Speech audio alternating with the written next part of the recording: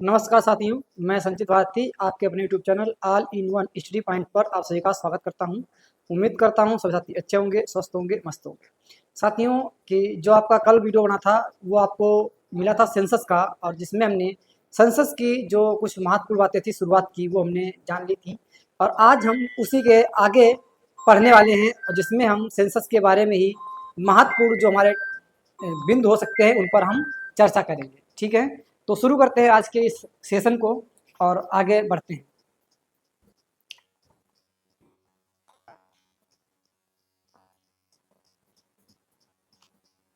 तो यहाँ से हमारी स्टार्टिंग होगी आज इस वीडियो की। इसमें हम बात करेंगे कि सर्वाधिक जनसंख्या वृद्धि वाली अगर बात की जाए तो सर्वाधिक जनसंख्या वृद्धि वाले राज्य कौन है, कौन सा राज्य आपका जो जिसमें सर्वाधिक जनसंख्या वृद्धि हुई है। तो इसमें आपका पहले नंबर आएगा मेघालय। ठीक है, कौन सा आएगा? मेघालय राज्य जो है यहाँ पर 2011 की जनगणना के अनुसार सबसे अधिक जनसंख्या वृद्धि देखी गई थी। ठीक है, कितनी देखी गई थी? तो ये देखी गई थी 27.95%। ठीक है, 27.95% ये जनसंख्या वृद्धि सर्वाधिक देखी गई थी आपकी कहाँ पर?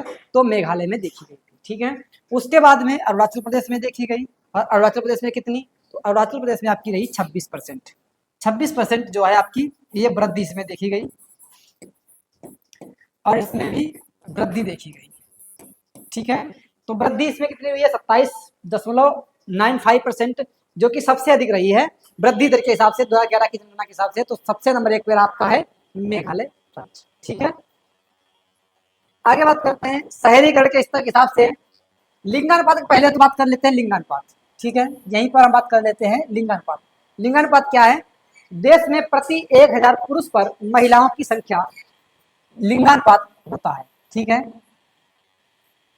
जैसे कि देश में मान लिया हमने कि अगर 1000 पुरुष हैं, ठीक है, 1000 अगर पुरुष हैं और उन पुरुषों पर कितनी महिलाएं हैं, महिलाओं की संख्या क्या है? तो जो महिलाओं की संख्या मान लिया 1000 पुरुष हैं, 1000 पुरुषों पर कितनी है? मान लेते हैं 940 महिलाएं। ठीक है, 940 महिलाएं अगर मान लें तो ऐसी स्थिति में क्या हो जाएगा? जो लिंगानुपात हो जाएगा वो कितना हो जाएगा? तो लिंगानुपात आपका 940 हो जाएगा, क्योंकि जो पुरुषों की संख्या 1000 रहेगी और 1000 के हिसाब से कितनी महिलाएं 1000 पुरुषों पर पड़ रही हैं, तो वो दिखाता है, उसको ही कहते हैं लिंगानुपात। ठीक है, तो लिंगानुपात जो है देश में 1000 पुरुषों पर महिलाओं की संख्या को देखते हुए निकाला जाता है। आगे बात करते हैं 2011 की जनगणना के अनुसार शहरीकरण का जो स्तर है 2001 की जनगणना में कितना था? तो 27.81% थी, यानी कि 27.81 जो परसेंट रही थी वो 2001 के हिसाब से था शहरीकरण। ठीक है, लेकिन जो 2011 से है उसमें क्या हो गया? 2001 में था आपका 27.81% से बढ़कर 2011 की जनगणना में 31.6% हो गया है। यानी कि जो शहरीकरण स्तर था पहले 2001 तक की बात करें तो था आपका 27.81%, 27.81%। वही जो है 2011 की जनगणना के बाद में बढ़कर कितना बढ़ गया? लगभग में कह सकते हैं कि 4 के आसपास बढ़ गया, 3.5 के आसपास। तो वो आपका बढ़ गया हो गया 31.6% हो गया है। ठीक है, जबकि ग्रामीण आबादी का अनुपात जो था वो 72.19% से घटकर कितना हो गया है? अब 68.84% हो गया है। शहरी की अगर बात की जाए तो वो 27 से बढ़कर 31 हुआ है, यानी इसमें वृद्धि देखी गई। और जो ग्रामीण थी, जब वृद्धि शहरों में वृद्धि होगी, यानी कि शहरी संख्या में वृद्धि अगर होगी तो जाहिर सी बात है ग्रामीण तो घटेंगे ही घटेंगे, क्योंकि अगर ग्रामीण घटेंगे तो शहरी बढ़ेंगे, और अगर शहरी बढ़ेंगे तो ग्रामीण घटेंगे। तो ऐसी स्थिति में क्या हुआ? ग्रामीणों की जो आबादी थी वो 72 यानी 72.19% हुआ करती थी पहले, वो अब कितनी रह गई है? तो 68.85%, अब 84% आपकी रह गई है। तो ये हम कह सकते हैं कि जो 2011 की जनगणना थी उसके हिसाब से 2001 में जो शहरीकरण था वो कम था, और 2011 के हिसाब से शहरीकरण जो था वो ज्यादा हो चुका है। ठीक है, यानी कि शहरीकरण का स्तर है वो 2001 की तुलना में 2011 में बढ़ गया था। तो यही आपका था शहरीकरण के स्तर। आगे बात करेंगे ग्रामीण लिंगानुपात की और शहरी लिंगानुपात की। जो ग्रामीण लिंगानुपात है वो कितना है? वो 949 है, यानी कि 949 महिलाएं वो प्रति 1000 पुरुष पर। ठीक है, ये ग्रामीण की बात कर रहा है। और शहरी लिंगानुपात की बात की जाए तो यहाँ पर कितना है? तो यहाँ पर आपका है एक यानी 929, ठीक है, 929 महिलाएं पर 1000 पुरुष पर जो है आपका ये है शहरी लिंगानुपात और ये है आपका ग्रामीण लिंगानुपात, ठीक है। तो ग्रामीण कितना है 949 है और शहरी कितना है 929 है। यहाँ पर जो महिलाओं की संख्या ग्रामीणों में है वो ज्यादा है, शहरों में महिलाओं की संख्या थोड़ा कम है। आगे बात करेंगे महत्वपूर्ण बिंदु की। 2011 की जनगणना के अनुसार बोली जाने वाली भाषा का प्रतिशत कितना है, कौन सी भाषा जो है वो सबसे अधिक बोली जाती है और कौन सी भाषा कितना प्रतिशत इसका रहा है, इसके बारे में बात करेंगे। तो सबसे अधिक बोली जाने वाली आपकी जो भाषा है वो कौन सी है, वो है आपकी हिंदी, ठीक है। हिंदी जो है इसका परसेंटेज सबसे अधिक है बोलने में और ये बोली जाती है आपकी 43.63%, ठीक है। हिंदी कितनी बोली जाती है, तो हिंदी जो आपकी ओवरऑल अगर बात करें तो ये आपकी 43.63 यानी 63% जो है वो सबसे नंबर 1 पर आपका हिंदी है, जो हिंदी सबसे अधिक बोली जाती है।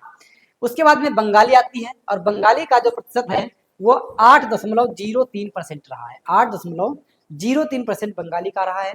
उसके बाद आपका मराठी आता है और मराठी का है 6.86%, ठीक है, 6.86% ये किसका रहा है, तो ये मराठी का रहा है। यानी कि कह सकते हैं जो बोली जाने वाली जो भाषा है उसमें नंबर 1 पे कौन सी आपकी है, तो वो आपकी आती हिंदी, दूसरे पे बंगाली और तीसरे पे आपकी मराठी है, ठीक है। आगे बात करेंगे महत्वपूर्ण बिंदुओं की। किस राज्य में स्त्री और पुरुष साक्षरता दर में सबसे अधिक अंतर देखने को मिला है, ठीक है। तो जो अगर इसमें बात करें पुरुष साक्षरता और स्त्री यानी कि महिला साक्षरता में सबसे अधिक अंतर कहाँ पर देखने को मिला है, तो ये आपका सबसे अधिक अंतर देखने को मिला है राजस्थान में, ठीक है। राजस्थान में जो है वो सबसे अधिक अंतर देखने को मिला है। जैसे कि देख लेते हैं, राजस्थान में जो पुरुष साक्षरता दर है वो 79.2% है, ठीक है, 79.2% पुरुष साक्षरता है और जो महिला साक्षरता है वो कितनी है, वो 52.1% है, ठीक है, 52.1% महिला साक्षरता है। अब इनके बीच का जो अंतर है वो देख लेते हैं, अंतर इनके बीच कितना आ जाएगा, तो 79.2% और माइनस आपका आ जाएगा 52.1%, ठीक है। तो 2 से 1 चला गया, आपका 1 बचा। अब यहाँ पे 9 है, 9 से 2 जाएगा आपका 7 बचेगा, यहाँ पर आपका 7 है, 5 जाएगा आपका 2 बचेगा, ठीक है। तो ये आ जाएगा आपका 27.1%, यानी कि ये इनके बीच का क्या रहा है, अंतर रहा है महिला पुरुष या पुरुष साक्षरता और महिला साक्षरता में, और जो कि सबसे अधिक अंतर रहा है और किसका रहा है, तो यह रहा आपका राजस्थान में। तो ये कह सकते हैं कि राजस्थान ऐसा आपका राज्य है जहां पर पुरुषों की साक्षरता और महिलाओं की साक्षरता में सबसे अधिक अंतर देखा गया, जो कि लगभग 27.1% रहा है। आगे बात करेंगे राज्य और केंद्र शासित प्रदेश में सबसे अधिक और सबसे कम लिंगानुपात कहां पर है, ठीक है, राज्य और केंद्र शासित प्रदेश में। तो अगर बात की जाए राज्यों में, तो राज्यों में केरल में सबसे अधिक लिंगानुपात है, कितना है, तो यहाँ पर 1084 महिलाएं प्रति 1000 पुरुष पर है, ठीक है, यानी कि जो यहाँ का लिंगानुपात है वो सबसे अधिक है और यहाँ पर जो 1000 पुरुषों पर कितनी है, 1084 महिलाएं, यानी कि कह सकते हैं 84 महिलाएं इसमें ज्यादा है पुरुषों से, ठीक है। ऐसे ही यहाँ पे हरियाणा जो है, यहाँ पे राज्यों में सबसे कम है हरियाणा में, और हरियाणा में केवल 879 महिलाएं, ठीक है, यानी कि जो 1000 पुरुष हैं, 1000 पुरुषों में पुरुषों पर कितनी भैया महिलाएं हैं, तो केवल 879 महिलाएं हैं, ठीक है, 879 महिलाएं। ये कहाँ की बात कर रहा है भैया, तो ये बात कर रहे हैं आपका हरियाणा की, ठीक है। तो ये कह सकते हैं कि सर्वाधिक लिंगानुपात कहाँ का है, तो वो आपका हो जाएगा केरल का सर्वाधिक लिंगानुपात हो जाएगा, और सबसे कम कहाँ का हो जाएगा, तो ये आपका हो जाएगा हरियाणा का, ठीक है। ऐसे ही केंद्र शासित प्रदेश की बात करते हैं, तो केंद्र शासित प्रदेश की अगर बात करेंगे तो केंद्र शासित प्रदेशों में सबसे अधिक लिंगानुपात जो है आपका है किसका, पुडुचेरी का, यानी कि पुडुचेरी में क्या है 1038 महिलाएं प्रति 1000 पुरुषों पर हैं, ठीक है, 1038 महिलाएं प्रति 1000 पुरुषों पर आती।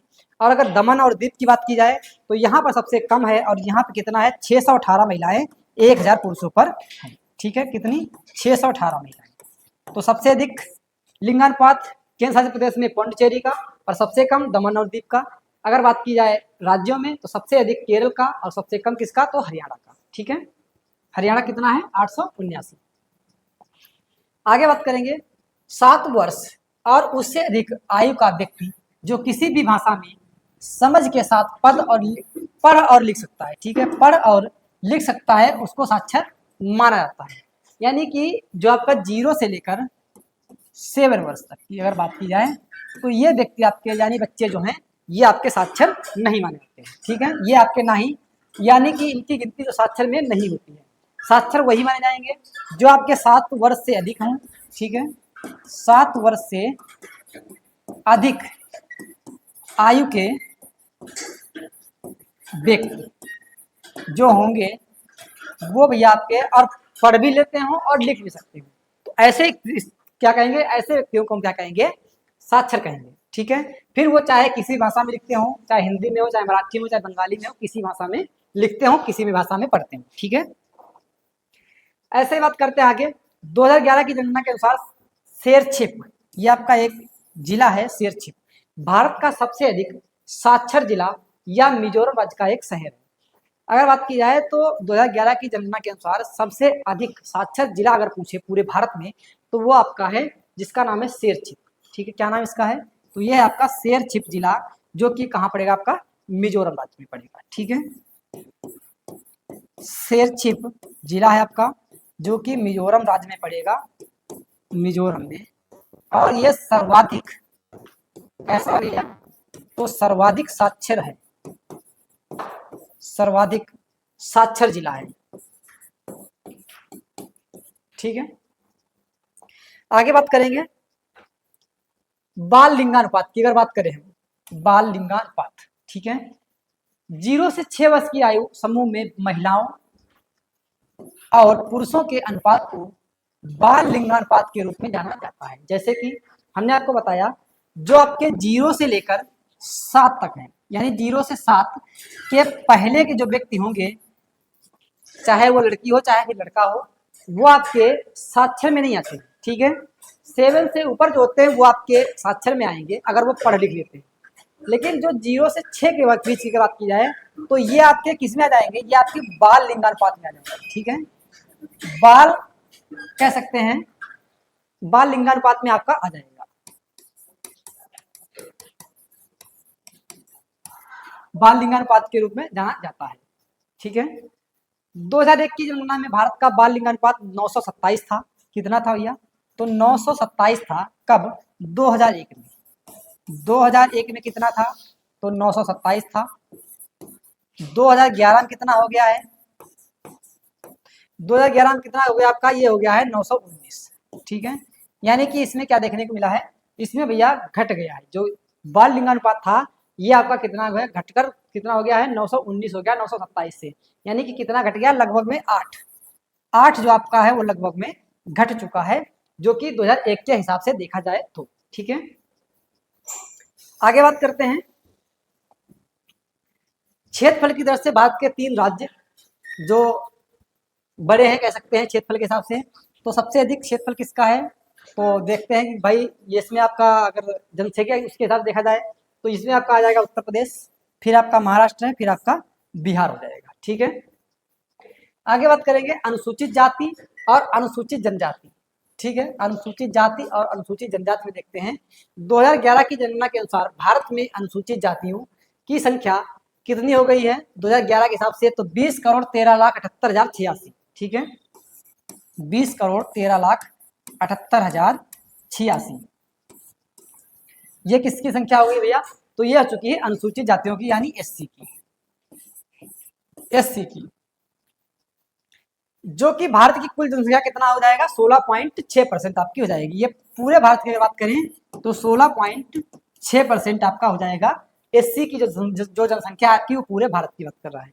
ऐसे ही अनुसूचित जनजाति की बात की जाए तो ये कितनी हो चुकी है, ये आपकी हो चुकी है 10,42,81,034, ठीक है। 10,42,81,034 ये जो आपकी जनसंख्या है ये किसकी है, तो ये आपकी है अनुसूचित जनजातियों की, ठीक है, जिनका कह सकते हैं एसटी।